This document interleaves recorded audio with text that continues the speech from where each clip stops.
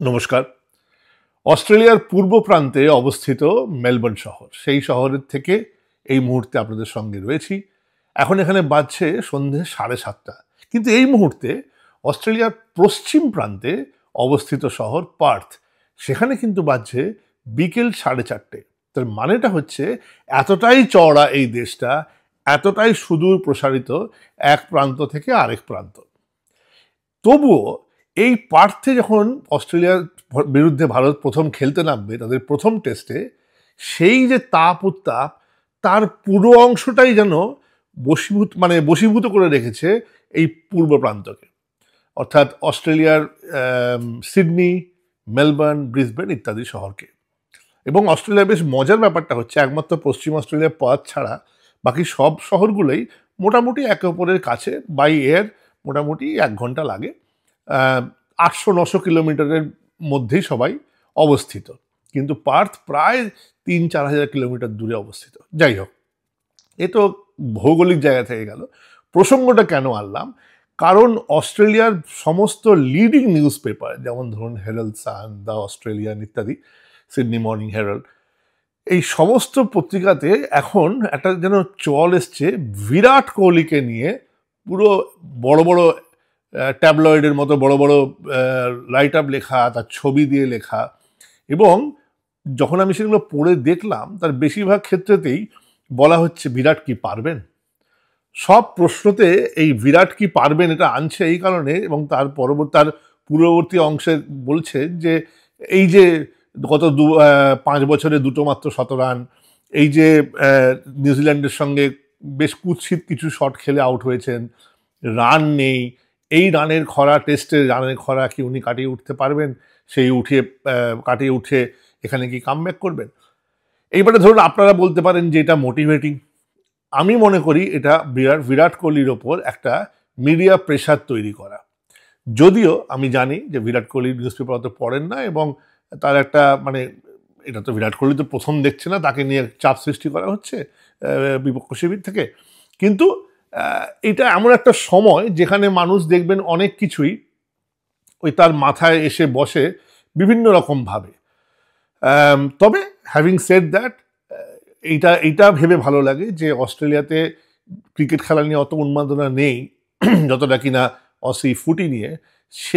সেই দেশে ক্রিকেট, এই ভারতের এই ট্যুরটা, এই যে বর্ডার গাভাস্কার ট্রফির যে সিরিজটা, সেটা নিয়ে কিন্তু পারদ অনেক চড়া উঠে গেছে। এটা কিন্তু আমি এখানে প্রায় 9 করে 19 বছর আছি। এই পারদ চড়াটা বা এই মার্কেটিং, এই ট্যাবলয়েডে, এই যে একটা হেরাল্ড সান মতো এত বড় একটা পত্রিকা, number 1 selling news paper in Australia, সেইখানে প্রথম পাতাতে হিন্দি হরফে লেখা নিউজ আর্টিকেল বেরোলো বিরাট কোহলিকে নিয়ে।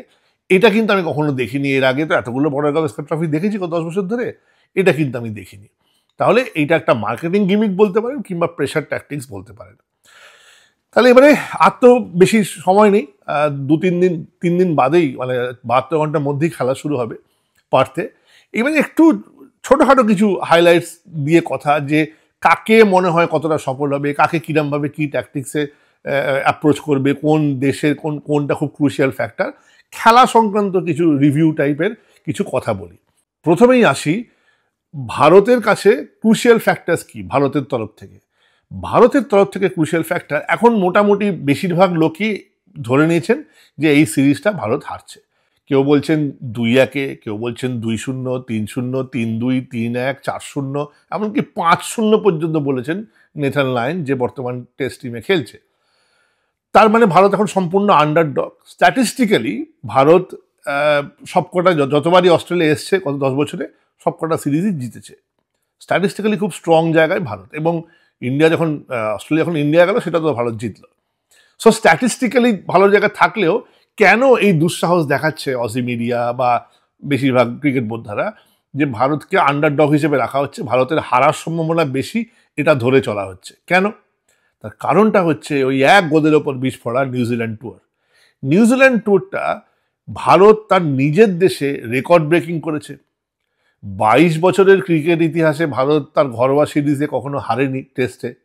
তাহলে যে দল 22 বছরের ইতিহাসে তার ঘরোয়া শিবিরে স্পিন বোলিংয়ের বিরুদ্ধে হারতে পারে পূর্ণ স্ট্রেংথের মানে ফুল স্ট্রেংথের দলকে নিয়ে, সেই দল অস্ট্রেলিয়ার মতো বাউন্সি উইকেটে এসে একটা অপরিচিত পরিবেশের মধ্যে, দেখুন অস্ট্রেলিয়াতে ইন্ডিয়া অনেকবার খেলতে এসেছে জানি, কিন্তু আলটিমেটলি তো এটা একটা ভিজিটিং কান্ট্রি, এটা তো আর ঘরোয়া পরিবেশের মধ্যে খেলা হচ্ছে না, যেখানে হোটেলে থাকা আছে ইত্যাদি আছে, তো উইকেটের টাইপটা সম্পূর্ণ আলাদা, যে উইকেটে তারা খেলে বড় হয়নি এগুলো থাকবেই। এবং ভারতীয় দলের সবাই তো অনেক দিন ধরে খেলছে এরকম প্লেয়ার তো সবাই নয়, অনেকেই নতুন আপকামিং প্লেয়ারও আছে, যেমন জয়সওয়ালের জন্য এটা প্রথম ট্যুর।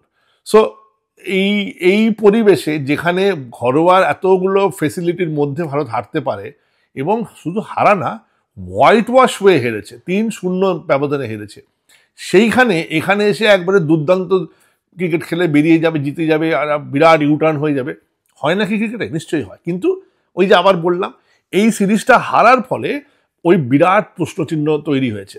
তার সঙ্গে কি কি দুটো জিনিস ফ্যাক্টর হয়েছে, একটু লোকে কম্পারেটিভ অ্যানালিসিস করে দেখছে যে আগে কোনটা ভারতের জন্য ক্লিক করেছিল যেটা এইবারে ক্লিক নাও করতে পারে। যেমন ধরুন, আগে ভারত যে সিরিজটা, লাস্ট সিরিজটাই ধরি আমরা, যেখানে ভারত হার দিয়ে শুরু করেছিল এবং অ্যাডিলেড টেস্টে গোহারান হেরেছিল, গোহারান হারা বলতে 36 রানে অল আউট হয়ে গেছিল, সেই সিরিজে ভারত কামব্যাক করেছিল এবং কামব্যাক করে সিরিজটা জেতে।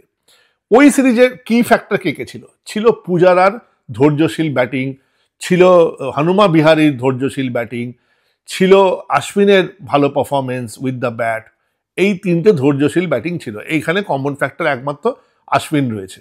আচ্ছা, এইবারে হচ্ছে কি, ভারত কিন্তু সেবার পার্থে, যতদূর আমার মনে পড়ছে, আই কুড বি রং, পার্থে সম্ভবত খেলেনি, কারণ অ্যাডিলেড 4টে টেস্টের মধ্যে খেলা হয়েছিল। অ্যাডিলেডের প্রথম টেস্ট ছিল, তারপরে খেলা হয়েছিল মেলবোর্ন, তারপরে হয়েছিল সিডনি এবং শেষে হয়েছিল ব্রিসবেন। যতদূর আমার মনে পড়ছে এইরকম ফরম্যাটই হয়েছিল। So coming back to this point, I could be wrong like I said, but এরকম একটা কিছু হয়েছিল মনে হচ্ছে। এবং সেই সিরিজে কি ছিল, সেই সিরিজে জসপ্রীত বুমরা ছিল না, কিন্তু পরের দিকে ছিল না। সো এইবারে ভারতের প্লাস পয়েন্টটা আছে জসপ্রীত বুমরা, অর্থাৎ +1 জসপ্রীত বুমরা, -2 হচ্ছে হনুমা বিহারী আর পূজারা না খেলা। এবং অনেকে বলতে পারেন এত বারবার ধরে আমি হনুমা বিহারী করছি কেন? হনুমা বিহারী এই জন্য করছে, আপনারা যদি সিরিজটা দেখেন দেখবেন হনুমা বিহারী যে সেঞ্চুরি করেছে বা প্রচুর রান করেছে বা প্রচুর কিছু ডিসাইডিং ফ্যাক্টর তা নয়, কিন্তু আমি আগের একটা এপিসোডে বলেছিলাম যে হনুমা বিহারী যে কাজটা করতো সেটা হচ্ছে উইকেটে পড়ে থাকার চেষ্টা, অনেকক্ষণ ধরে খেলার চেষ্টা, অনেকগুলো বল খেলে দেওয়ার চেষ্টা। এটাতে কি হয়, বলটা তো পুরনো হয়ে যাচ্ছে, তাহলে এই একটা বল যতবার মাটিতে গিয়ে ঘষছে সেলাইটা তত নরম হয়ে সেলাইটা অত পট্রুডের সেলাই থাকছে না, অর্থাৎ উঠে থাকা সেলাই থাকছে না, বলের সঙ্গে মিশতে শুরু করছে। সেলাই যদি বলের সঙ্গে মিশতে শুরু করে, এই সেলাইতেই কিন্তু সব গ্রিপ। অস্ট্রেলিয়াতে সুইং হয় না খুব একটা বিরাট কিছু আহামরি, নতুন বলে হয় হয়তো, পরের দিকে পুরনো বলে অতটা সুইং হয় না, যেটা কিনা ইংল্যান্ডে হয়। তা অস্ট্রেলিয়াতে কি হয়, সিম হয়, উইকেট থেকে বল কিন্তু মুভ করতে পারে। এবার যদি উইকেটে ওই সেলাইটা যদি আস্তে আস্তে দেবে যায়, যেটা বলের বয়সের সঙ্গে সঙ্গে হয়, তখন কিন্তু ওই চান্সেস অফ মুভমেন্ট অনেক কমে যায়, কম্পারেটিভলি কমে যায়।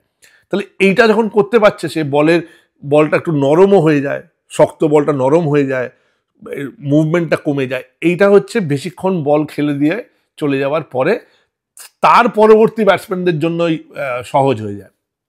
এবং তার পরবর্তী ব্যাটসম্যান যারা খেলতো সেই সিরিজে, তারা কিন্তু নয় উইকেট কিপার, আর না হলে অলরাউন্ডার, আর না হলে বোলার, অর্থাৎ এমন নয় তারা খুব প্রফিশিয়েন্ট ব্যাটসম্যান ছিল। সুতরাং সেই কাজটা ওই লোকগুলোর কাছ থেকে ভালো খেলা বার করে আনতে গেলে বলটাকে একটু যদি হালকা করে পুরনো করে দিয়ে তাদের কাছে দেওয়া যায়, সেটা ইজিয়ার। আদারওয়াইজ ব্র্যান্ড নিউ বলে যদি কেউ খেলতে আসে বা ধরুন, তো সেটা কঠিন হয়ে যায়। তো এটা একটা বিরাট ইফেক্ট, উইকেটে পড়ে থাকাটা একটা খুব বড় গুণ টেস্ট ক্রিকেটে, যে জন্য 5 দিন ধরে খেলাটাকে অ্যালোকেট করে আছে। So long time spending time in the wicket is a very crucial factor. এবার চলে আসি আবার, তাহলে আমার পরের প্রসঙ্গ হচ্ছে রোহিত শর্মা কিন্তু লাস্ট টেস্টে খুব ভালো ফর্মে খেলেছিল। রোহিত শর্মার সাম্প্রতিক ফর্ম টেস্ট ক্রিকেটে কিন্তু ভালো না, অর্থাৎ ভালো না বলতে এই সিরিজটা যদি আপনি দেখেন, জাস্ট নিউজিল্যান্ড, আমরা বারবার ঘুরে ফিরে নিউজিল্যান্ড ট্রিপকে দেখা হচ্ছে। কেন দেখা হচ্ছে? 3টে কারণ। একটা হচ্ছে ঘরের পরিবেশে, একটা হচ্ছে টিমটা ভালো একটা টিম, বাংলাদেশের মতো দুর্বল তারা নয়, টিমটা অলরাউন্ড টিম, তাদের ব্যাটিং শক্তি, তাদের বোলিং শক্তি ভালো। দ্বিতীয় কথা হচ্ছে এই সিরিজে পরপর 3টে ম্যাচে ইন্ডিয়ার হয়ে খারাপ খেলেছে যদি কেউ হয়, তাহলে সেটা এইভাবে দেখা হচ্ছে। তো এই 3-4টে জিনিস যে একটা ভালো টিমের এগেনস্টে ঘরোয়া পরিবেশে একটু চ্যালেঞ্জিং, একটু চাপের মুখে ইন্ডিয়া কিন্তু ক্রাম্বেল করে গেছে। 3টে টেস্টই কিন্তু হেরেছে, 3 রকমভাবে 3 রকম মাঠে 3খানা জায়গায় হেরেছে। তো সেইখানে রোহিত শর্মা ফ্যাক্টর। দ্বিতীয় কথা হচ্ছে যে তখন ওই সিরিজে আপনি যদি দেখেন যে সিরাজ বল করেছে, এখানেও সিরাজ হয়তো ভালো বল করবে, সিরাজ টিমেও আছে, সুতরাং এখানে আমাদের কোনো সমস্যা নেই। আমাকে যদি বলেন, আমার কাছে সব থেকে বেশি বড় যেটা একটা ফ্যাক্টর, সেটা হচ্ছে শামির না থাকাটা। শামি যদি এই সিরিজে থাকতো প্রথম থেকেই, তাহলে কিন্তু উই আর ফাইন। কারণ টেস্টে, আবারও বলছি, টেস্টে বোলিং আপনাকে জেতাতে পারে, কারণ 20টা উইকেট নিতে হবে। ব্যাটিং আপনার কেউ না কেউ একটু রান করে দেবে, কিন্তু যদি আপনার রোমহর্ষক বোলিং হয়, তাহলে এমন ছোট টার্গেট হয়ে যাবে, এটা ব্যাটিং কিন্তু অ্যাচিভ করে ফেলতে পারে। বা আপনি যে উইকেটে রান করছেন, সেই উইকেটে অপোনেন্টকে তার থেকে কম রানে অল আউট করে দেওয়ার ক্ষমতা ওই বোলাররাই রাখে। So bowling is a very crucial factor. ইন্ডিয়ার এই টিমটাতে বোলিং স্ট্রেংথ কিন্তু খুব খারাপ নয়, আবারও বলছি আমি এটা। এবং আপনারা যদি সিরিজেও দেখেন না, নিউজিল্যান্ডের সঙ্গে টেস্ট সিরিজে ইন্ডিয়ার বোলিংটাই হচ্ছে পাতে দেওয়ার মতো ছিল, ব্যাটিং কিন্তু ছিল না। ইন্ডিয়া এই পুরো সিরিজটাই হেরেছে হচ্ছে ব্যাটিং ব্যর্থতায়, বোলিং ব্যর্থতায় না। তাহলে বোলিংটা আমাদের তবু আশাবাঞ্চক জায়গা আছে, আমাদের প্লাস পয়েন্ট আছে জসপ্রীত বুমরা। এই সিরিজে Jasprit Bumrah will play a massive role. এবং আনফর্চুনেটলি ওকে সাপোর্ট করার মতো উইকেট টেকিং সাপোর্ট সেটা শামি আর সিরাজ যদি দিতে পারত, তাহলে কিন্তু আমাদের একদম সোনায় সোহাগা। কিন্তু শামি নেই। এবার শামি যদি দৈবাত এসে যায়, শামি তো শুনলেন, আপনারা সবাই জানেন যে শামি একটা ম্যাচ খেলেছে রিসেন্টলি, এবং সেই ম্যাচে 4 উইকেট পেয়েছে, অনেকগুলো ওভার বল করেছে, 2-3টে স্পেলে বল করেছে, এবং সেখান থেকে কিন্তু আহত হয়ে বেরিয়ে যায়নি, সে এখনো অবধি ফিট রয়েছে। After the game, post game যাকে বলে, ওই নিগলিং পেইন যাকে বলে, ওগুলো বেরিয়ে আসে কিন্তু খেলাটার পরে। তো এবারে চলে আসে আমরা তাহলে বোলিং স্ট্রেংথ আমাদের কি আছে না, আমাদের জসপ্রীত বুমরা আছে, আমাদের সিরাজ আছে। থার্ড সিমারটা আমাদের কি হবে, কারণ পারতে থার্ড সিমার লাগবে। 4টে সিমার নিয়ে ইন্ডিয়া খেলবে না, আমি এটুকু বলতে পারি। 4টে সিমার না নিয়ে ইন্ডিয়া যেটা করতে পারে সেটা হচ্ছে যে 2টো স্পিনার নিতে পারে। তার কারণটা হচ্ছে যে 2টো স্পিনারকে ইন্ডিয়া নিতে পারে, আমি যদি মানে এই মুহূর্তের পারফরমেন্সের অ্যাঙ্গেল থেকে দেখি, ওয়াশিংটন সুন্দর কিন্তু টিমে আসে। নিউজিল্যান্ড সিরিজে উইকেট স্পিন ফেভারিং উইকেটে যে পারফরমেন্স ওয়াশিংটন সুন্দর দিয়েছে, সেই পারফরমেন্স কিন্তু জাদেজা বা আশ্বিন দিতে পারেনি অতটা। জাদেজা পরের দিকে হয়তো পেয়েছে, পরের দিকে 5টা উইকেটে একটা ইনিংসে 5 উইকেট পেয়েছিল যদিও। কিন্তু আমি বলতে চেয়েছি এখানে যে তাহলে এইখানে আমি কাকে খেলাবো। আমি কিন্তু মনে করি যে এইখানে আশ্বিনের খেলা উচিত, মাফ করবেন, ওয়াশিংটন সুন্দরের খেলা উচিত, কারণ ওর বোলিংটাও আছে, ব্যাটিংটাও আছে, লম্বা টল আছে, ও ইচ্ছা করলে নয় আটকে দেবে রান, আর না হলে উইকেট টেকিংয়ে যাবে, দুটোই করতে পারে। ও T20তেও ভালো বল করে, আর টেস্টে তো আমরা দেখলেন এই সিরিজে ভালো বল করলো। তাহলে ওয়াশিংটন সুন্দর আমার কাছে কিন্তু একটু নো ব্রেনার টিমে। এর পরের ব্যাপারটা হচ্ছে যে সেকেন্ড স্পিনারটা কে হবে, জাদেজা না আশ্বিন। দুজনের দুরকম জায়গা আছে। জাদেজা, আশ্বিনের প্লাস পয়েন্টটা হচ্ছে আশ্বিনের ইন দ্য এয়ার ফ্লাইট আছে, ইন দ্য এয়ার বৈচিত্র্য আছে।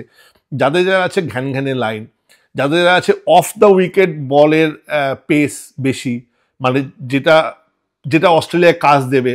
হ্যাঁ, কিন্তু অস্ট্রেলিয়ার যেহেতু উইকেটটা ট্রু, যদি ফ্লাইটের হেরফের বেশি না থাকে, তাহলে কিন্তু ওরা খেলেও দেবে।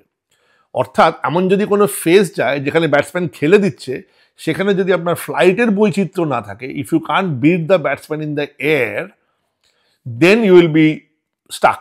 তাহলে কিন্তু প্রচুর রান করে বেরিয়ে যাবে স্টিভ স্মিথের দলেরা, আমি বলে দিচ্ছি এটা। স্টিভ স্মিথ, লাবুশেন, এরা কিন্তু রান করে বেরিয়ে যাবে। তার কারণ হচ্ছে যদি ওরা শুধু বলের লাইন দেখে খেলছে তখন, কারণ বলটা তো ফ্ল্যাট আসছে। কিন্তু যদি ফ্লাইট অ্যাবভ দ্য লাইন হয়, তাহলে ওই ফ্লাইটের ডিপ, এবং যতটা ফ্লাইট হবে ততটা পড়ে তো বলটা সেরকম বাউন্সও করবে। অস্ট্রেলিয়া যেহেতু হার্ড উইকেট, একটা বল উঁচুর থেকে পড়া আর নিচুর থেকে পড়া এক জিনিস না। একটু ভাঙা উইকেটে জাদেজা ডেঞ্জারাস, কেন না উইকেট সেখানে হেল্প করছে, সেখানে এত ফ্লাইট লাগছে না, বলটা পড়ে স্যাট ডান দিকে, স্যাট বাঁ দিকে চলে যাচ্ছে।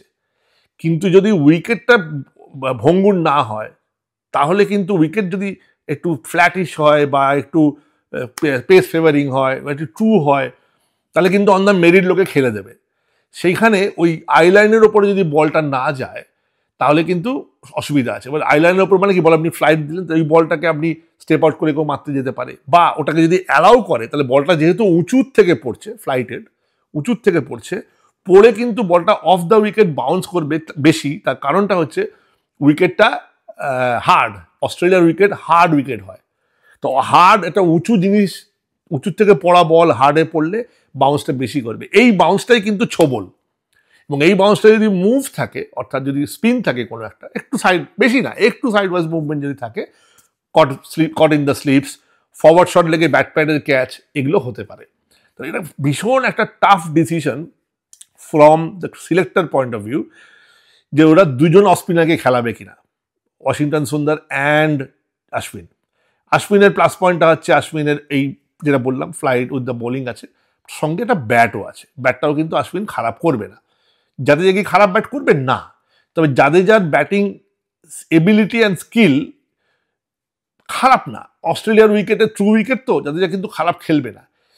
কিন্তু মানে এখন এটা বলা খুব মুশকিল। স্ট্যাটিস্টিক্স তো জাদেজাকে একটার পর একটা সেঞ্চুরি করতে দেখায়নি, আশ্বিনকে দেখেছে। Ashwin has more centuries than Jadeja, Ashwin has more consistency than Jadeja in terms of test cricket runs. কিন্তু তো সেটা একটা প্লাস পয়েন্ট আশ্বিনের ফেভারে আছে। প্লাস গত বছর আশ্বিন ভালো খেলে গেছিল এখানে, মানে গত বছর মানে গতবার খেলে গেছিল যেখানে, ওইটা যেটা আমি বললাম সেটা। সো এই প্লাস পয়েন্টগুলো রয়েছে। তবে দুটো অফ স্পিনারকে না খেলিয়ে একটা লেফট আর্ম স্পিনারকে খেলাবে, এটা ধরে নেওয়া যায়। কারণ অস্ট্রেলিয়ান টিমে অনেকগুলো এখন রাইট হ্যান্ড ব্যাটসম্যান আছে। এই টিমটা ধরুন যদি এই টিমটা আমরা দেখি, লাবুশেন, স্টিভ স্মিথ, তারপর নতুন যে ছেলেটা এলো, নতুন ছেলে যে টিমে এসছে ম্যাক্সুইনি, ও এরা সবাই কিন্তু রাইট হ্যান্ডেড ব্যাটার। হ্যাঁ, left handed batter Travis Head আর ওই ওয়েন ক্যারে কিন্তু মারাত্মক ফর্মে আছে, দারুণ ফর্মে আছে। অস্ট্রেলিয়ার এই মুহূর্তে বেস্ট ব্যাটার কিন্তু হচ্ছে ওদের উইকেট কিপার ওয়েন ক্যারে, তো তাকে রাখুন সাইডে। তো এই দুজন লেফট হ্যান্ডিস, এছাড়াও তো অনেকেই রাইট হ্যান্ডার, মানে ধরুন প্যাট কামিন্স, সেও রাইট হ্যান্ডার, তো নেথান লায়ন রাইট হ্যান্ডার। তো বেশিরভাগই রাইট হ্যান্ডার এবারে অস্ট্রেলিয়ান টিমটায়, ট্র্যাভিস হেড আর ছাড়া বেশিরভাগই রাইট হ্যান্ডার। তো সেক্ষেত্রে ওই যার আউটগোয়িং বল যেটা লেফট আর্ম অফ স্পিন করবে, বল পড়ে বাইরে যাবে, সেটা কাজে আসতে পারে। তাহলে ওই লেফট হ্যান্ড বোলারের বৈচিত্র্যটা এলো। কিন্তু ইফেক্টিভিটি কতটা হবে না হবে, খাতায় কলমে তো বৈচিত্র্য, কিন্তু অ্যাকচুয়ালি উইকেটে ইফেক্টিভ হবে কি হবে না সেটা সিদ্ধান্ত নেবে টিমের সিলেক্টররা। এবার ব্যাটে চলে আসি। এই ব্যাটের জায়গাটা নিয়েই একটু টেনশন আছে। তার কারণটা হচ্ছে যে ব্যাটে এই মুহূর্তে ধরুন আমি চোখে চোখে দেখতে পাচ্ছি, আনফর্চুনেটলি সবাই আমার বিরুদ্ধে যেতে পারেন, বিরাট কোহলির এই সিরিজে মেক অর ব্রেকের জায়গা বেশি, মেকের জায়গা কম। যারা বিরাট কোহলির ফ্যান্স এখানে শুনছেন আমাকে, তারা আমাকে ট্রোল করতে পারেন, কি জানি আমি খেলা প্রসঙ্গে, বিরাট কোহলির ব্যাটিং নিয়ে কথা বলছি, এইসব অনেক কিছু বলতে পারেন। কিন্তু দেখুন, কিছু না ধ্রুব সত্যি থাকে। এটার জন্য আপনি যদি লজিকটা দিয়ে দেখেন, তাহলে লজিক, ট্র্যাক রেকর্ড, অ্যানালিসিসটা কিরমভাবে হয়, হোয়াট ইজ অ্যানালিসিসটা হয় এইভাবে যে based on the data we have in front of us. এবং আপনারা যদি দেখেন ইদানিংকালে, তাহলে এতই যদি সব ভালো, তাহলে বিরাট কোহলি গত 5 বছরে 2টো সেঞ্চুরি কেন, 5টা নয় কেন, 10টা নয় কেন? আপনি ওর সমসাময়িক যারা গ্রেটস, যেমন ধরুন জো রুট, স্টিভ স্মিথ, এদেরকে যদি দেখেন, জো রুট তো প্রচুর রান করছে। আবারও সেই ঘুরে ফিরে সফট হ্যান্ডসের গল্প। Joe Root has a soft hands. Joe Root classically খেলে, বাঁ হাতের ক্রিকেটার। বিরাট কোহলি একটা ডান হাতের ক্রিকেটার। বিরাট কোহলি ড্রাইভও যে করে, অন দ্য রাইজ ড্রাইভটা ভালো করে। এই সিরিজে হাঁটুর নিচের বল বিরাট কোহলি খুন করে ফেলে দেবে অপোনেন্টকে। এখনই বলে দিচ্ছি আমি, হাঁটুর নিচের বল, তার মানে সামনের পায়ে ফ্রন্ট ফুটের যে বলগুলো, অর্থাৎ ড্রাইভগুলো। কারণ এখানে ব্যাটে সুন্দর বল আসে, কংক্রিট উইকেটের মধ্যে বল আসে। সো আমি পার্থে ধরে নিন, কেন, আমি অস্ট্রেলিয়াতে বিভিন্ন প্রান্তে খেলেছি, কিন্তু পার্থেও আমি যতগুলো মাঠেই খেলেছি, সবকটাতেই বল আসা, এই ড্রাইভটায় কোনো সমস্যা হয় না। 3টে ড্রাইভে কোনো সমস্যা হবে না। একটা হচ্ছে ফ্রন্ট ফুট কাভার ড্রাইভ, একটা হচ্ছে ব্যাকফুট ড্রাইভও সমস্যা হবে না যদি আপনি টাইমিংটা ভালো, স্পেশালি স্পিনারকে। ওই যে আবারও ঘুরে ফিরে বলছি, ফুটওয়ার্কটা ইজ ভেরি ইম্পর্টেন্ট। আমাদের অস্ট্রেলিয়াতে সফল হতে গেলে your footwork is very important, decisive footwork. তো বিরাট কোহলি ফ্রন্ট ফুটে cover drive will work in Australia, অসুবিধা নেই। হাঁটুর নিচে বলে যে বললাম, মিচেল স্টার্ককে সুন্দর খেলে দেবে। যেটা মিড উইকেট দিয়ে মারে বিরাট কোহলি, সেটাও কিন্তু ফ্লিক যেটা মিড উইকেট দিয়ে যায় সেটাও সুন্দর যাবে। যেটা নিয়ে আমার টেনশন একটু আছে, সেটা যেটা ভালোও খেলে, সেটা হচ্ছে হুক, পুলটা। হুক তো বিরাট কোহলি খুব একটা করে না এখন আর, যেটা ওপর দিয়ে যাবে, 6 হবে ইত্যাদি। পুলটা খুব সুন্দর মারে। সেই পুলটায় ওভার এক্সাইটেড না হলেই হলো। এই পুলে মারতে গিয়ে কিন্তু বিরাট কোহলি আউট হয়েছে, অনেকবার বল খাড়া হয়ে গেছে সোজা। তো ওরা একটা ডিপ স্কোয়ার লেগ রাখবে আর বিরাট কোহলিকে পুল খেলাবে। মাঠ বড় অস্ট্রেলিয়ার, এটা হচ্ছে বিরাট একটা প্রতিবন্ধকতা ভারতের সামনে। মাঠ অস্ট্রেলিয়ার সাইজ খুব বড় বড় মাঠ, তো সেইটার জন্য ওই যে ডিপ স্কোয়ার লেগ মানে কিন্তু অনেকটা deep square leg.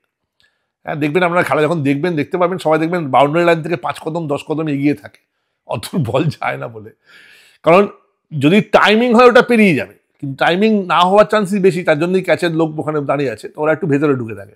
Anyway, so ওই ডিপ স্কোয়ার লেগ রেখেও দেখবেন ওই হয় না ইগোতে হার্ট করা, যে ব্যাটা তোকে মুখে মারবো, যেটা কি হয় combat between the two egos. Bowler বলবে ফাটিয়ে দেবো তোর মুখ আমি, আর ব্যাটার বলবে তুই দে, তোকে দিবি আর বাইরে মারবো। এটা ইগো ফাইটটা তো হয়। তো ওই যে শটটা মারবে, ওই শটটা কটা মারবে আর কটা ছাড়বে সেটা ডিসাইড করবে ওর সাকসেস রেটে। এটা গেল একটা। তবে যেটা নিয়ে আমার সব থেকে বেশি ভয়, সেটা হচ্ছে Virat Kohli on the rice হাঁটুর ওপরের বলটা, যেটা হাঁটুর ওপরে অন দ্য রাইস, মানে জাস্ট হাঁটু অ্যান্ড আপওয়ার্ডস, থাই লেভেলে ইত্যাদি। এইটা নিয়ে আমার খুব সমস্যা, যে এইটা কিন্তু বিরাট কোহলি কীভাবে হ্যান্ডেল করে সেটাই দেখবার। আমি একটা ভবিষ্যৎবাণী এখন থেকে করতে পারি, বিরাট কোহলি বেশিরভাগ আউট, যতবার আউট হবে ধরুন এই সিরিজে, সবই দেখবেন আপনারা স্লিপে আউট হবে, মানে স্লিপ বলছে মানে কিপার থেকে শুরু করে গালি অবধি, caught behind the stumps, keeper থেকে গালি।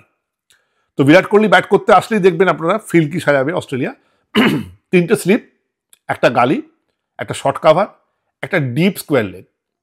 ঠিক আছে, এটা দেখবেন আপনারা, আমি এখন বললাম, দয়া করে আপনারা এটা মিলিয়ে নেবেন যে এইটা কিন্তু বিরাট কোহলি থাকবে। 3টে স্লিপ, একটা গালি, দুটো হতে পারে, একটা গালি, 3টে স্লিপ, একটা শর্ট কাভার আর একটা ডিপ স্কোয়ার লেগ। এটা বলবে, একটা ডিপ ফাইন লেগ থাকবে। এটা করবে ওই শর্ট আর 3/4, শর্ট অফ লেংথ, একটু শর্ট অফ লেংথ, ওইটা বিরাট কোহলি অফ স্টাম্পের বাইরে অ্যাওয়ে ফ্রম দ্য বডি চালিয়ে দেবে, চালিয়ে দিয়ে ওই ক্যাচটা ওখানে যাবে। এইটা হয় যারা হার্ড হ্যান্ডস করে, তাদের এটা এটা এটা ন্যাচারাল টেন্ডেন্সি থাকে। তাহলে বিরাট কোহলির আউটের সম্ভাবনা কি হতে পারে, এটা বলার কারণটা হচ্ছে এটা he has to work around that. Technical deficiency থাকবে সেটার মধ্যে, he has to work around that. যে তাহলে আমার কোন জায়গাটা বলছি, কেন বলছি এটা, নিজের কেরিয়ারের অনেকটা পথ পেরিয়ে আসা, অনেক হাজার রান করার পর বিরাট কোহলি এই মুহূর্তে টেস্টে যা রান, তার থেকে বেশি রান টেস্টে করার পরেও সচিন তেন্ডুলকর অস্ট্রেলিয়ার বুকে এসে অফ স্ট্যাম্পের বাইরে আউট হয়ে যাচ্ছে। দ্য ডিফারেন্স দ্যাট মেড, সেটা সচিনই মেড করলো। সেখানে আমরা যখন যদি কেউ কমেন্ট করি এটা নিয়ে, এটা আমাদের ভুল না, কিন্তু এটা আমাদের ধৃষ্টতা না, সচিনের ভুলবার করছিস না, ভুলটা ভুলই, এবং সেটা একটা লিমিটেশন বারবার এক্সপোজড হচ্ছে ফর হোয়াট এভার রিজন হচ্ছে। তো সেটা সচিন ধরে নিন অফ ফর্মে, কি পায়ে ব্যথা, কি হাতে ব্যথা, কি গায়ে ব্যথা, who knows, but it is happening. Call out what is happening, call a spade. তখন সচিন কি করলো, সিডনি টেস্টে সচিন দেখলো যে আমি অফ স্ট্যাম্পের বাইরে কোনো ড্রাইভেই যাব না, কারণ প্রত্যেকবার ড্রাইভে খেলতে যাচ্ছে, সেকেন্ড স্লিপে আউট, ড্রাইভে খেলতে যাচ্ছে, কাভারের কাছে অন দ্য রাইজের হাতে চলে আসছে। সিডনি টেস্টে সচিন তেন্ডুলকর একটা অফ স্ট্যাম্পের বাইরে কোনো ড্রাইভ করেনি, কোনো কাভার ড্রাইভ নেই। ডিসিপ্লিনটা ভাবুন, সংযমটা ভাবুন। তার রিওয়ার্ড হিসেবে কি পেয়েছিল জানেন? ভারত করেছিল 706 না 707 রান, সচিন তেন্ডুলকর করেছিল 240-এর ওপর রান, ডাবল সেঞ্চুরি করেছিল লোকটা। সো এইখানে কোনো ইগো, কোনো অ্যারোগেন্স চলে না। Cricket is the best leveller. Cricket মাঠে ওই যে বলটা যখন যায় তখন এটা ভাবে না আমি বিরাট কোহলির দিকে যাচ্ছি, আচ্ছা এটা আমি একটু মানে স্থিমিত হয়ে যাব, তা না, বলের মতোই যাবে। এবারে আপনি কিভাবে সেটাকে হ্যান্ডেল করবেন সেটা আপনার ডিসাইড করে দেবে আপনার ফেট। আপনি দেখুন সিরিজের পর সিরিজ, এই যে লাস্ট সিরিজটা হলো, মাফ করবেন, ঋষভ পান্ত কি বিরাট কোহলির থেকে বড় ট্র্যাক রেকর্ড হোল্ডার? বড় ব্যাটসম্যান, কিন্তু if you go by the series of New Zealand, Rishabh Pant was the most reliable batsman. তাহলে Rishabh Pant was the most reliable batter তো এই সিরিজটাতে, নিউজিল্যান্ড সিরিজে। কেন? Because of his approach towards the game. ওর নিজের লিমিটেশন, ওর কি সব কারেক্ট, সব ভালো, সব অ্যাকুরেট, তা তো না। But he knew how to cover his limitation, he knew what is his strength and what is his limitation. আমি তো খুবই ইমপ্রেস ছিলাম ঋষভ পান্তের। আগে ঋষভ পান্ত কিন্তু তাড়ু চালিয়ে দিত, এখন ঋষভ পান্ত কিন্তু অনেক বল ব্লক করে, অনেক বল ছেড়ে দেয়, আবার টাক করে তুমি ভাবার আগেই ও স্টেপ আউট করে গিয়ে মেরে দিয়ে চলে আসছে, আবার দাঁড়িয়ে যাচ্ছে। বোলার না বুঝে উঠতে পারছে না যে হাউ টু হ্যান্ডেল হিম। এটাই তো হয়েছিল, সবাই রান পাচ্ছে না, ঋষভ পান্ত দেশে সবসময় স্ট্রাইক রেটে 100 উপর রান করছে, এবং ছোট ছোট রান না, 10 বলে 12 রান এরকম না, কিন্তু 50-50 করে দিয়ে যাচ্ছে, আন্ডার প্রেশার করে দিয়ে যাচ্ছে, টার্নিং উইকেটে করে দিয়ে যাচ্ছে, 4th ইনিংসে করে দিয়ে যাচ্ছে। So Rishabh Pant was an amazing ব্যাপার। ঋষভ পান্ত এখানে কতটা সাকসেসফুল হবে সেটার একটু সমস্যা, জায়গাটা বলি আমি কোন জায়গাটা। আমার একটাই সমস্যা, ভারতীয়দের ability to play above waist high ball, কোমরের ওপরের বল খেলার এবিলিটি উইল ডিসাইড ইন্ডিয়ার সাকসেস। এইটা যদি ঋষভ পান্ত হ্যান্ডেল করতে পারে, আগেরবার করেছে, না পারা কিছু নেই। এখন আমার তো মনে হয় এই মুহূর্তে Rishabh Pant is in a better form than আগেরবার। তাহলে এই মুহূর্তে ঋষভ পান্ত যে কনফিডেন্স, যে মেচুরিটি, যে ফর্মে আছে, ঋষভ পান্তের এখানে ফেল হওয়ার কোনো উচিত না। এবার ফেল হলে এখন কিছু করার নেই, কিন্তু পরিসংখ্যান, পূর্বাভাস এগুলো বলে না ঋষভ পান্তের এখানে সাকসেস হওয়ার ভীষণ চান্স। ইনফ্যাক্ট এমনও হতে পারে, যদি ভাগ্য সহায় হয়, Rishabh Pant could become the highest scorer on behalf of India. So এটা একটা বিরাট ব্যাপার। আর বাকি যারা আছে, ধরে নিন শুভমান গিল, যশস্বী Jaiswal, they have their strengths and weaknesses, so we have to cop that. Shubman Gill ঠিক আছে, কোমরের ওপরে বলটা খেলে দেবে, ওই শটটা মারে, ওটা ওর নিজস্ব শট, কিন্তু কতটা সফল হবে সেটা ডিপেন্ড করবে ওর ইনকামিং বলটা কিরাম খেলে। শুভমান গিলের সব থেকে বড় উইকনেস এই মুহূর্তে সেটা হচ্ছে এক তো ফুটওয়ার্কের অভাব স্পিনের এগেনস্টে, নেথান লায়ন কিন্তু could be a pain for Shubman Gill, আর একটা হচ্ছে Pat Cummins could be a gain, বা ইভেন অন্য কেউ হতে পারে।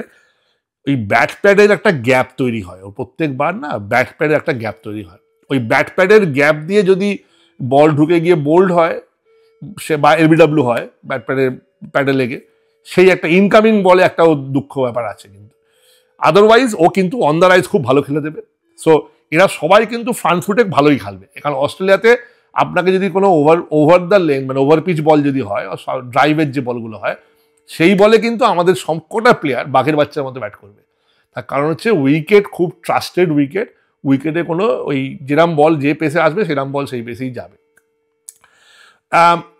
অস্ট্রেলিয়া কি অবস্থায় দাঁড়িয়ে আছে এটা অনেকে আমাকে জিজ্ঞাসা করেছিলেন।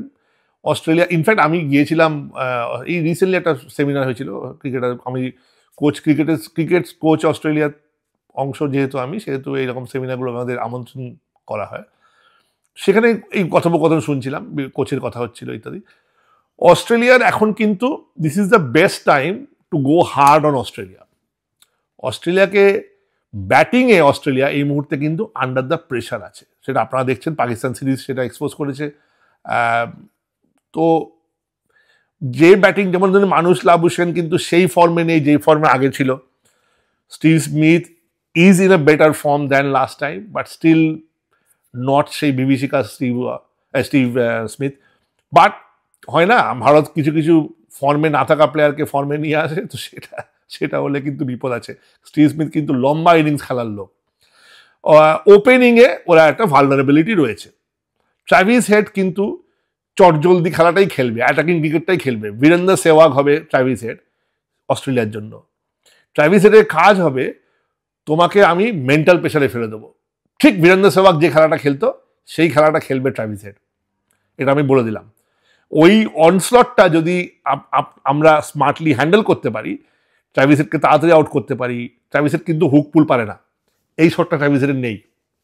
হুক পুল, ডিপ স্কোয়ার লেগ আর ফাইন লেগের মাঝখানে যে বলটা যাওয়ার কথা, তো এটার জন্যই আমি স্বামীকে মিস করছি। স্বামী থাকলেই ট্রাভিস হেড আটকে যাবে, আমি লিখে দিতাম। কারণ স্বামীর যে বাউন্সারটা দেয় ওটা উইকেট থেকে না স্কিড করে আসে, ম্যালকম মার্শালের মতো। টাইম কম পাওয়া যায়, ওই টাইম কম পাওয়া গেলেই কিন্তু ওটা ওকে অফ ব্যালেন্স শটটা খেলাবে। এবং যেহেতু ওটা ওর উইকনেস, সেহেতু অত পারফেক্ট খেলবেও না, আর বড় মাঠ। তো ট্র্যাভিস হেডকে আপনারা যদি আউট করতে হয়, বডিতে বল করতে হবে, আউটগোয়িং না। আউটসাইড 10 স্টাম্প করলাম, দাঁড়াম করে শুধু কাট করে যাবে কিন্তু Travis Head. He will throw his bat to any ball outside his body zone. ওর যে বডি জোনটা আছে, সেই বডি জোনের বাইরে যে কোনো বলে কিন্তু Travis head will throw his bat, একদম ধুমায়ে মারবে। ট্রাস্টেড উইকেট তো না, উঁচু নিচু হওয়ার তো চান্স নেই। সো সেইটা অনশট দেখতে হবে। ম্যাক্সওয়েনি প্লেয়ারটা ভালো প্লেয়ার, নতুন বাচ্চা ছেলে, ভালো প্লেয়ার, কিন্তু বড় অকেশনের এই প্রেশার, জাসপ্রীত বুমরাকে জীবনে না খেলার প্রেশার, এইগুলো কাজে দেবে। এবং আমার মনে হয় না, দেখুন একটা কোথাও একটা 50 করে দিতে পারে, কিন্তু আমার মনে হয় না he will become a massive threat to Indian bowling. So এই যে কুইক, কেন এটা বললাম, যে ওপেনিংয়ে এই কুইক দুটো উইকেট যদি হারিয়ে যায় অস্ট্রেলিয়া, 2 for 20, 3 for 20, বা ধরুন 2 for 30 অলসো, 40 অলসো, 40 রানের মধ্যে যদি দুটো উইকেট ফেলে দেয়, তখনই টিমটা কিন্তু একটু থমকে যায়, দাঁড়ায়, একটু ধরি। এই একটু ধরাটার মধ্যে ইন্ডিয়া আবার ক্যান কাম ইন। আমার জাসপ্রীত বুমরা ক্যাপ্টেন্সি কিন্তু ভালো লাগে। বোলিং মাইন্ডসেট তো একটা বেসিক অ্যাটাকিং মাইন্ডসেট থাকবেই। সো এই প্রথম টেস্টে জাসপ্রীত বুমরা ক্যাপ্টেন, তাই জন্য এই কথাটা বললাম। সো এটা গেল ওই ব্যাপারটা। আর ইন্ডিয়ার বোলিংয়ে হর্ষিত রানা টিমে আসতে পারে, যদিও সবাই বলছেন যে আকাশদীপ খেলবে, কিন্তু আমার ব্যক্তিগতভাবে মনে হয় যে হয়তো পারতে হর্ষিত রানাকে খেলাতেও পারে India. Akashdeep is good player টিমে থাকার জন্য, যেটা হচ্ছে যে একটু যদি উইকেটে অত হেল্প না থাকে, সেইখানে আকাশদীপ মোটামুটি একটা লাইনার লেন বল করে চলে যাবে। কিন্তু একটু হারিং করানোর জন্য আকাশদীপ একটা হারিং বল আছেও, যদিও নেই তা নয়। So it's a very 50-50 chance, Akashdeep না হর্ষিত রানা, এটা থার্ড বোলারটা, থার্ড সিমারটা। আর ওদিকে অস্ট্রেলিয়ার অ্যাঙ্গেল থেকে বলি যে লাবুশেন, যে বললাম, আহামরি ফর্মে নেই, স্টিভ স্মিথ আহামরি ফর্মে নেই, ওয়েন ক্যারে কিন্তু আহামরি ফর্মে আছে। তাহলে অস্ট্রেলিয়ার কন্টক হচ্ছে ভারতের পয়েন্ট অফ ভিউ থেকে ট্র্যাভিস হেড, ওয়েন ক্যারে, শুনতে অবাক লাগতে পারে, বাট প্যাট কামিন্স 90 for 6 হয়ে গেছে। সেখান থেকে কিন্তু প্যাট কামিন্সকে যদি আপনি অবহেলা করেন, ওটা কিন্তু 150 for 6 নিয়ে চলে যাবে, ফাট করে বোঝার আগে। বা 150 for 6 হয়ে আছে, ওটা কিন্তু 250 for 6 নিয়ে চলে যেতে পারে, একটা কোনো পার্টনারশিপ করে, বা 250 for 7, বুঝছেন? তো দিস ইজ প্যাট কামিন্স। কিন্তু আমরা এই রিসেন্টলি দেখলাম যে 188 রানে 8 উইকেট পড়ে গেছে, 158 রানে না 180 রানে, এরকম কিছু। সেখান থেকে একটা ম্যাচ জিতিয়ে বার করে দিয়ে চলে গেল এগেন্স্ট পাকিস্তান ফার্স্ট ওডিআইতে। So Pat Cummins with the bat is good, not bad at all. আর তারপরে ওই বাকিরা তো 19-20 ঠিক আছে, ওই নেথান লায়ন, তারপরে আপনার জশ হেজেলউড, জেসন লায়ন তবু একটু ভালো ব্যাট করে comparatively. But the technique of bowling on Aussie wickets, Australian উইকেটের ওপর বল করার টেকনিকটা যদি ইন্ডিয়া একটু ফোকাস দেয়, তাহলে ওইটা বুঝতে পারবে যে এখানে কিন্তু ওভার স্পিনটা খুব ইম্পর্টেন্ট। কারণ বলটা উইকেট থেকে বাউন্স যদি আপনি অ্যালাউ করাতে পারেন, তাহলেই কিন্তু এখানে উইকেট পাওয়া যাবে স্পিন থেকে। আদারওয়াইজ কিন্তু স্পিনে এখানে ওই সাইড টার্নিং স্পিন করাবার চেষ্টা করলে মার খেয়ে যাবেন, ভালো মার খেয়ে যাবে। এখানে হবে না, কারণ এখানে উইকেটে বলটা না যেরকমভাবে একটা ইন্ডিয়ার ধুলো টাইপের উইকেটে বা ভাঙা উইকেটে যেরকমভাবে গ্রিপ পায়, ন্যাড়া উইকেটে যেভাবে গ্রিপ পায়, সেই গ্রিপটা এখানে পাবে না। এখানে হচ্ছে শক্ত উইকেট, কুচো ঘাস থাকবে, বল পড়বে, খাট সাট বেরিয়ে যাবে। বলটা গ্রিপ না পেলে তো স্পিন করবে না। কিন্তু যদি আপনি ওভার স্পিন দেন, তাহলে বলটা কিন্তু অন্তত বাউন্সটা নেবে, স্পিন বড় নেবে না, কিন্তু বাউন্সটা নেবে। ওই বাউন্সটা গুড লেন্থ থেকে বাউন্স নিলে ওটা ম্যানেজ করে খেলাটা টাফ হয়ে যাবে অনেক সময়। Forward short leg, silly point, slip, এসব জায়গায় ক্যাচ চলে যাবে। All in all, I don't think, আমাকে যদি কেউ বলে তাহলে সিরিজ কি হতে পারে আপনার মনে হয়? আমার মনে হয় India still starts as a underdog. প্রথম টেস্টটা ভীষণ ক্রুশিয়াল। প্রথম টেস্টে যদি ইন্ডিয়া জেতে, সিরিজটা ইন্ডিয়া জিততে পারে, খুব মার্জিনালি হলেও জিততে পারে। ড্র কোনো টেস্টই হবে না। অনেকেই বলছেন যে 3-0 এই 0, আমি 3-0 আবার কি, তাহলে বাকি দুটো কি খেলা হচ্ছে না? বলছে না, তবে সিডনিতে বৃষ্টি হওয়ার চান্স আছে, সবসময় থাকে, সবসময় সব টেস্টেই থাকে। তো এবারে যে থাকবে না তা নয়। সৌভাগ্যবশত সিডনি টেস্টের প্রথম দিনে আমি খেলা দেখতে যাচ্ছি মাঠে, সে সময় সিডনিতে আছি আমি। আর মেলবোর্ন টেস্টের প্রথম 2 দিন, ফার্স্ট ডে অ্যান্ড সেকেন্ড ডেও মাঠে যাচ্ছি খেলা দেখতে, গলা ফাটিয়ে।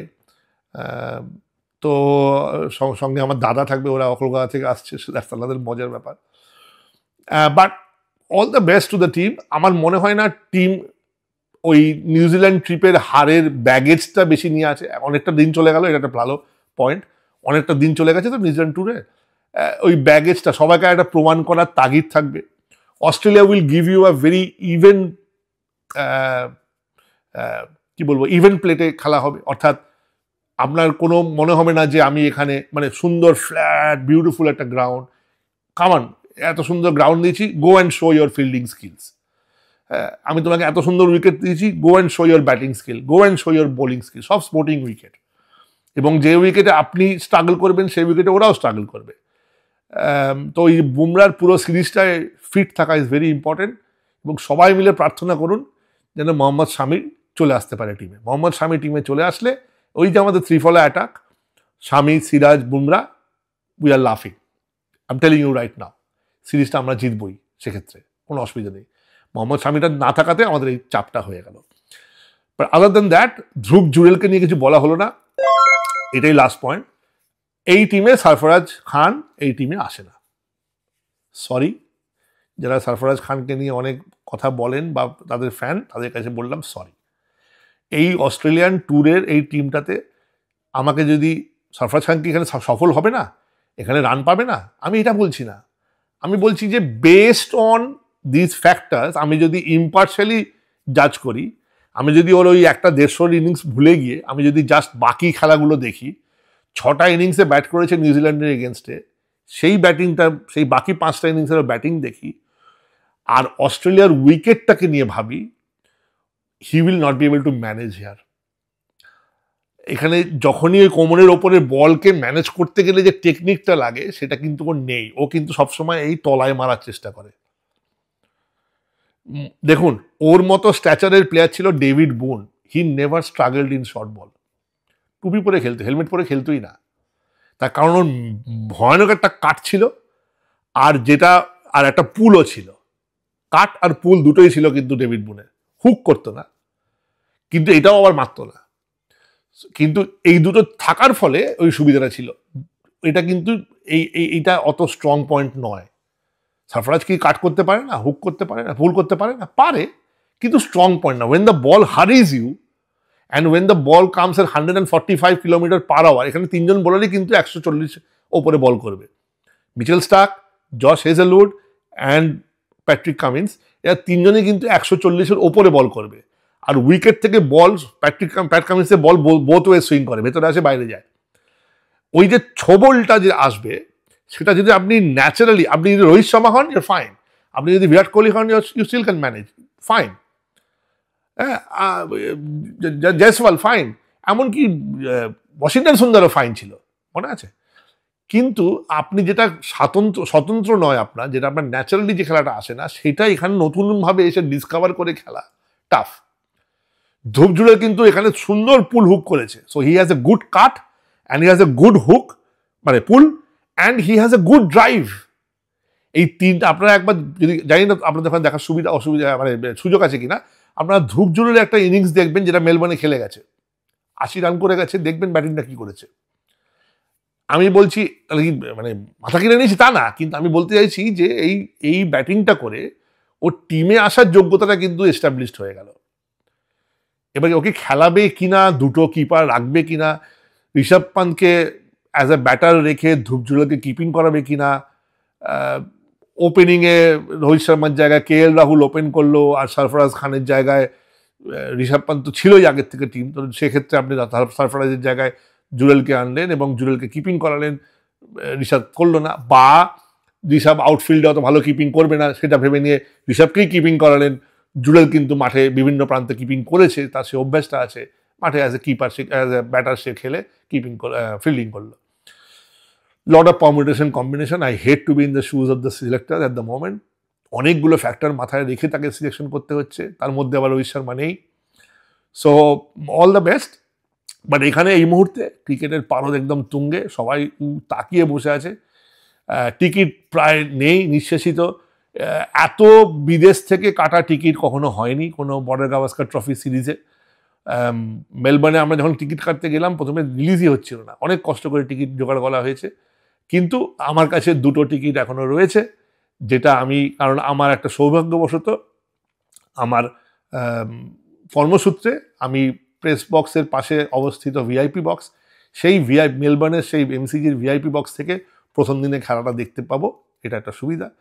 সঙ্গে আহার আদি পানীয় সব ফ্রি, এয়ার কন্ডিশন রুমে বসে সুন্দর খেলা দেখো।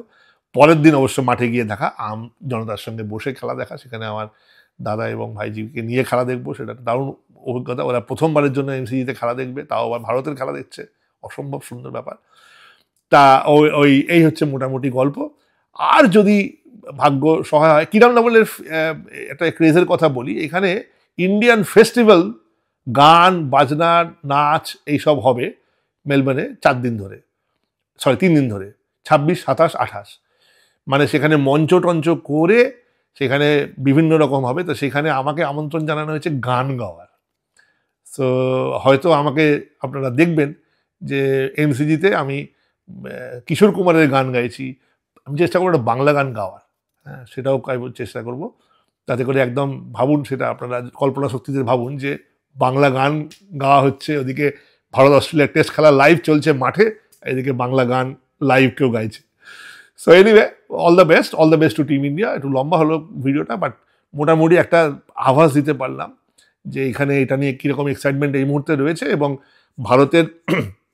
ভারতকে বহু লোক রাইট অফ করে দিচ্ছে, আমি কিন্তু রাইট অফ করছি না। আমি শুধু এটাই বলছি, একটু সাবধানে, নিজেদের ক্যাপেবিলিটি, সমস্ত কান দরজা বন্ধ করে নিজেদের ক্যাপেবিলিটি নিয়ে খেলা। ভারত এখানে কোনো প্র্যাকটিস ম্যাচ খেললো না, সেটা ভালো হলো না মন্দ হলো সেই নিয়ে আমার ভেবে লাভ নেই। যেটা ভারত করেছে আমার মনে হয় ঠিকই আছে, অসুবিধা কিছু নেই। কারণ প্র্যাকটিস ম্যাচের থেকে আলটিমেটলি তো খেলার ম্যাচ প্র্যাকটিস সেটা তো হয়েছে, নিজেদের মধ্যে খেলেছে। অস্ট্রেলিয়ান কোনো দলের এগেনস্টে খেলতে হবে এরকম কোনো মানে নেই, ওটা অসুবিধা নেই। মাঠে গিয়ে প্র্যাকটিস হিসেবে ম্যাচটা খেলেছে, যে এতেই আমি হ্যাপি উইথ দ্যাট। নেটের বাইরে গিয়ে যে খেলাটা হয়েছে দ্যাট ইজ হ্যাপি। তো এই প্রথম টেস্ট যদি ইন্ডিয়া জেতে, তাহলে কিন্তু ইন্ডিয়া সিরিজটা জিততে পারে।